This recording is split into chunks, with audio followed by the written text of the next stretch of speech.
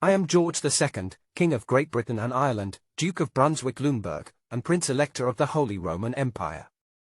My reign began on a warm summer day in June 1727, when I ascended the throne following the death of my father, George I, born in Hanover in 1683. I grew up with a firm understanding of governance and the responsibilities of leadership, yet my journey as king was far from easy.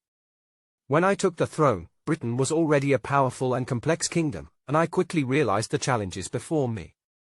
My early years as king were shaped by my reliance on Sir Robert Walpole, the first de facto Prime Minister of Britain.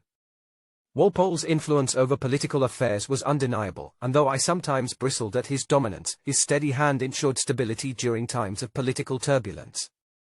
My reign was marked by conflicts and wars, both at home and abroad. The War of the Austrian Succession, 1740 to 1748, stands out as a pivotal moment in my rule. In 1743, I led British and Allied forces to victory at the Battle of Dettingen in Bavaria, the last time a British monarch commanded troops in battle. It was a moment of personal pride and a testament to my commitment to my responsibilities as a ruler and a military leader. But my reign was not only defined by war. It was an era of significant cultural and political change. I witnessed the flowering of the Enlightenment in Britain, with luminaries like Isaac Newton, Alexander Pope, and Jonathan Swift shaping intellectual and artistic life. The architecture of Georgian London began to take form, reflecting the elegance and order that defined the age. At the same time, my kingdom faced internal unrest.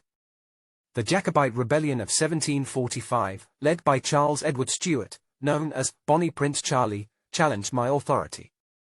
The rebellion sought to restore the Stuart monarchy to the throne. The decisive victory of my forces at the Battle of Culloden in 1746 ended this threat, solidifying Hanoverian rule, but at great human cost. In my personal life, I was married to Caroline of Ansbach, a remarkable woman whose intelligence and strength greatly influenced me. Her death in 1737 was a devastating blow from which I never fully recovered. Caroline was not only my wife but my confidant and advisor, and her absence left a void in my life and my reign. My relationship with my son and heir, Frederick, Prince of Wales, was strained and contentious. Frederick's opposition to my policies and his alignment with my political adversaries created a rift that never fully healed. His premature death in 1751 further complicated the succession, leaving my grandson, the future George III, as the next in line to the throne. The latter years of my reign were dominated by the 7 Years' War, 1756 to 1763, a global conflict that reshaped empires. Although I did not live to see its conclusion, the war, fought in Europe, the Americas, and Asia, reflected Britain's growing ambitions as a colonial power. My alliance with Prussia, under Frederick the Great, was a cornerstone of Britain's strategy, though it came with significant political and financial strain.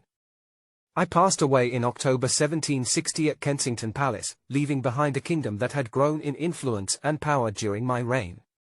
My legacy, I believe, is one of resilience and transition. I ruled during a time of great change, facing challenges with determination and a sense of duty to my people. Though history may remember me as a monarch of mixed fortunes, I take pride in the enduring strength of the kingdom I served.